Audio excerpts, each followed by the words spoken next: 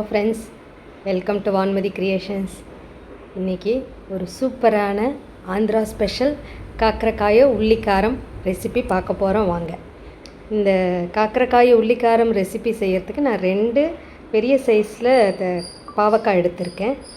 இப்போ இந்த 2 முனைகளையும் கட் பண்ணிவிட்டு நாம் 1 இன்ச் அளவில் சின்ன சின்னதாக கட் பண்ணிக்க போகிறோம்.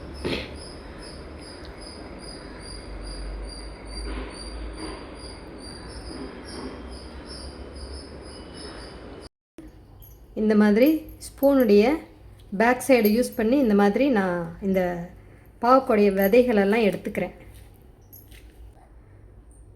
இப்போ இந்த பாவக்காயில் 1/2 டீஸ்பூன் மஞ்சத்தூள்,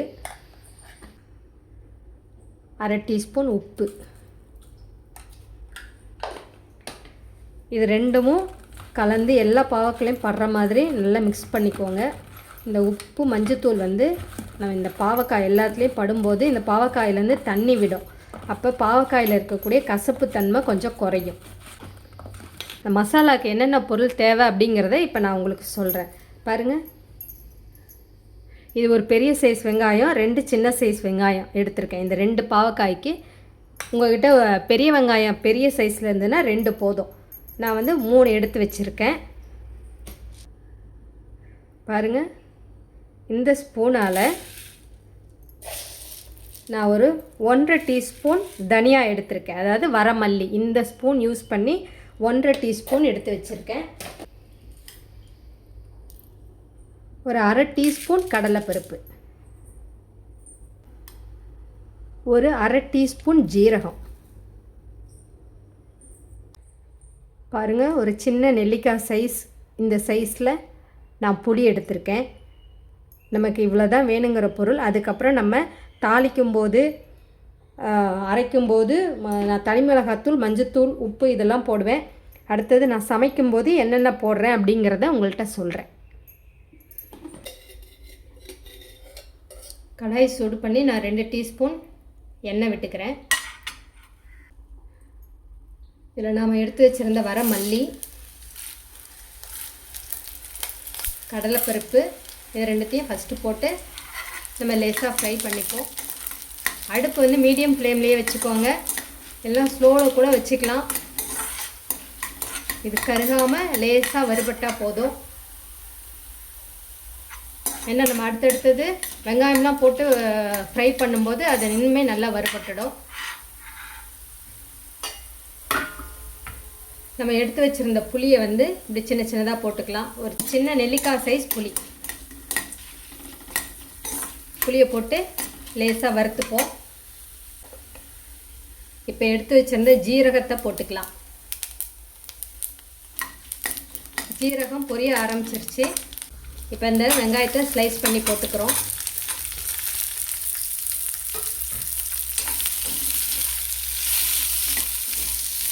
நாம் இதை வதக்கி அரைக்க தான் போகிறோம், அதனால் நான் இந்த சைஸில் கட் பண்ணியிருக்கேன்.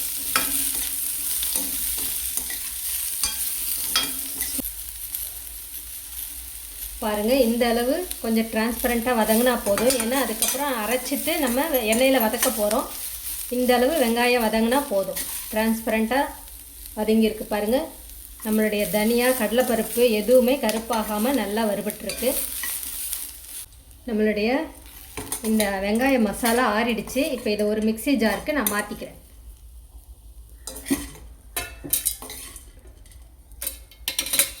இப்போது இது கூட இன்னும் 2-3 பொருள் சேர்க்க போகிறேன். என்னன்னு பார்க்கலாம் வாங்க. ஒரு 10 பல்லு பூண்டு சேர்த்துக்கிறேன். 1/2 டீஸ்பூன் மஞ்சத்தூள்,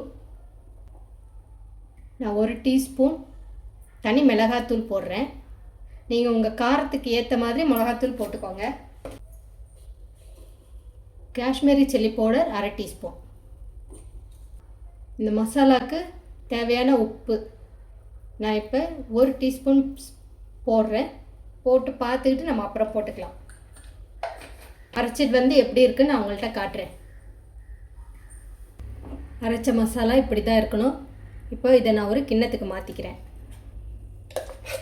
உப்பு மஞ்சத்தூள் போட்டு கொஞ்ச நேரம் ஊற வச்சு நம்ம கழுவி எடுக்கிறதுனால பாவக்காயில் இருக்கக்கூடிய அதிகப்படியான கசப்பு இருக்காது.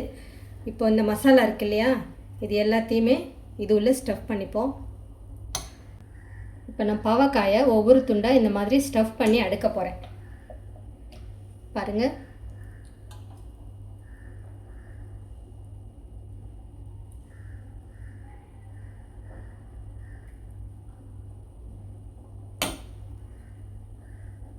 இந்த மாதிரி பாவக்காயை ஸ்டஃப் பண்ணிப்போம். இந்த மசாலா இருக்கட்டும், நாம் வந்து திரும்ப வதக்கும் போது இந்த மசாலாவை போட்டு தான் வதக்க போகிறோம். பாருங்கள், எல்லா பாவக்காவையும் நான் இந்த மாதிரி ஸ்டஃப் பண்ணிட்டேன் இந்த ஆனியன் மசாலாவை. இதால் 2 கரண்டி எண்ணெய், அதாவது ஒரு 4 டீஸ்பூன் இருக்கும், ஊற்றிப்போம். இப்போ எண்ணெய் லேசாக சூடு வரும்பொழுதே நம்ம இந்த மசாலா இந்த பாவக்காய் ஸ்டஃப் பண்ணி வச்சோம்ல, இது எல்லாத்தையும் இப்படி அடிக்கப்போம்.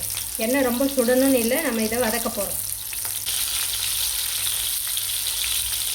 உடனே திருப்ப வேண்டாம், ஃபஸ்ட்டு வேகட்டும். லேசாக 2 நிமிஷம் கழித்து திருப்பி விடுங்க.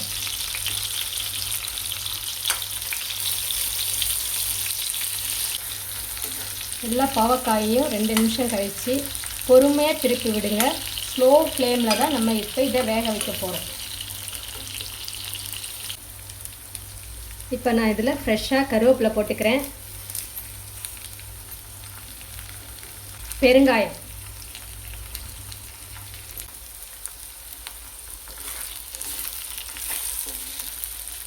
இப்போது நம்ம அரைச்சதில் மீதி இருக்கக்கூடிய மசாலாவை இதில் போட்டுக்கிறோம். இந்தளவு மசாலா இருந்தால் தான் நம்ம சாதத்தில் பிசைஞ்சு சாப்பிட்றதுக்கு மசாலா இருக்கும். உங்களுக்கு இந்தளவு மசாலா வேண்டான்னா வெங்காயத்தை குறைச்சிக்கோங்க. இதில் வந்து ஒரு மீடியம் சைஸ் 3 வெங்காயம் போட்டேன் இல்லையா, நீங்கள் வெங்காயத்தை கொஞ்சம் குறைச்சிக்கிட்டாலே இந்த மசாலா கொஞ்சம் கம்மியாக இருக்கும். இப்போ இதை போட்டு நல்லா வதக்கிப்போம்.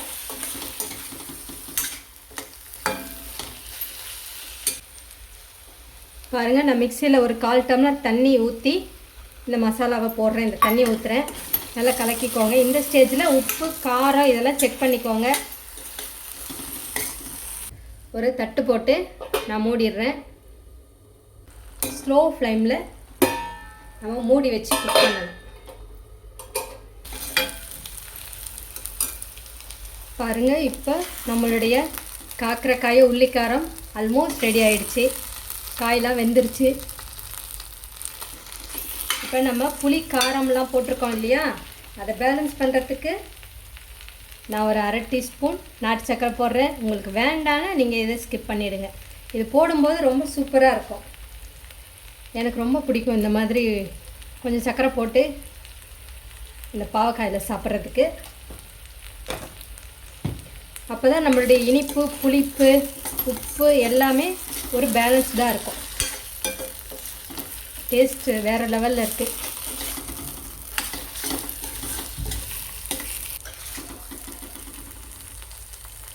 சூப்பராக இருக்கா காக்கரக்காய் உள்ளிக்காரம். ஒரு 2 நிமிஷம் மூடி வைக்கிறேன்.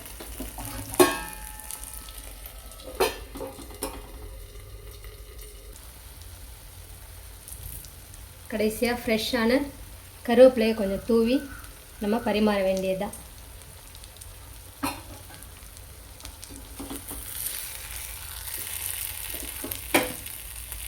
சூப்பரான காக்கரக்காய் உள்ளிக்காரம் ரெடி.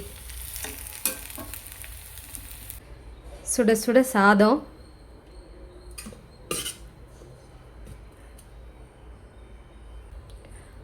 ஒரு ஸ்பூன் நெய்,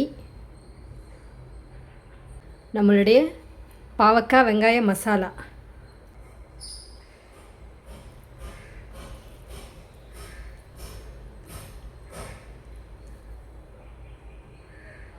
என் சேனலை ஃபஸ்ட் டைம் பார்க்குறவங்க சப்ஸ்கிரைப் பண்ணிவிட்டு தொடர்ந்து எந்த வீடியோவை பாருங்கள்.